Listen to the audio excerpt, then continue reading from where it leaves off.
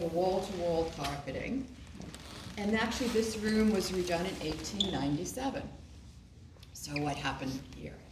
Well, originally we had a front entrance. This would have been a little waiting area for people to see Mr. Wetmore. He never ever really retires. This is a family of great collectors. Victorians are notorious collectors. And the women of this family collect French furniture. They think this is going to be an ideal room to show off that French furniture. So they hire a gentleman named Ogden Codman. Who's been to the Breakers? Everybody? Mm-hmm. Yeah. Did you notice the difference in the interior design between the first and second floor? Second floor is very comfortable, not so much gilt. It's Ogden Codman, and he's the man who's the interior designer for this. So what does he do that's so revolutionary? Paints the walls and the ceiling white. First one to do that, opens up the whole room. Look how light it is. Puts kind of this muted silk tapestry on the walls. Hates parquet floors, and in particular hates this floor. So he puts in wall-to-wall carpeting, of course, that probably was green initially. Then he put a big oriental rug over that. Gets rid of a little bit of that Victorian clutter. And now we have a beautiful Louis XV French salon. And the only original thing in this room is that little settee over there on the left. And the only original thing in this room is this couch. So now we're back to the story of the Wetmores. Well, our first William Shepherd Wetmore has the 3 children, 2 sons and the daughter. Oldest son dies at the age of 14 of scarlet fever. Leaves George, the male, the surviving heir, and sister Annie. They are 14 and 16 when their father dies. They are 2 of the richest teenagers in America. What he left for them in trust in today's money would have been about $10 million. So it's George we're going to talk about. George goes on to marry a very wealthy woman from New York City, and they have 4 children. They have 2 daughters and 2 sons. Here's our oldest. This is Edith. So none of those 4 ever marry. There are no heirs to this house. And they die the opposite way they're born. The boys die first. The youngest boy dies at the age of 34.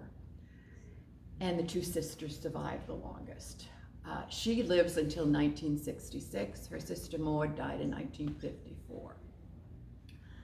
This room was actually where the first meeting of the Preservation Society was held. Well, we don't come into existence until the 1940s.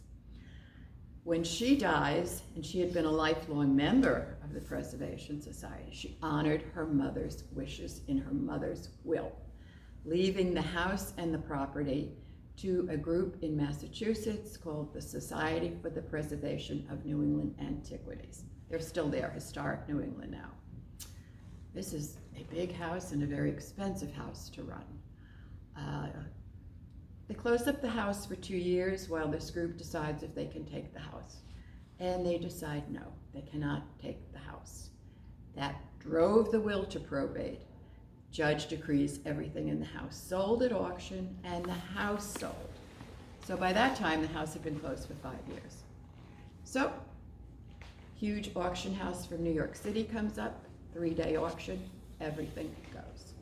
And when I tell you a family of collectors, the auction book is about this big.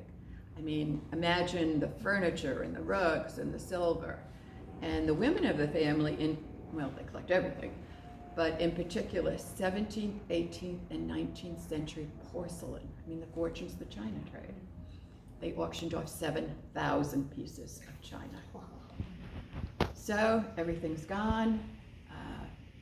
House comes up for sale. Preservation Society buys it with the help of Doris Duke, who gave us a very nice amount of cash.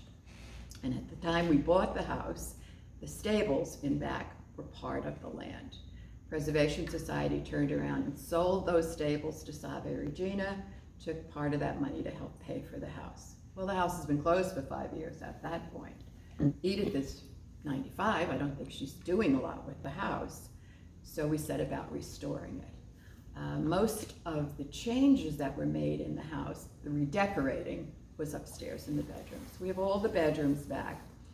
We have the dining room, and we have the original table in the library. But pretty much everything else went.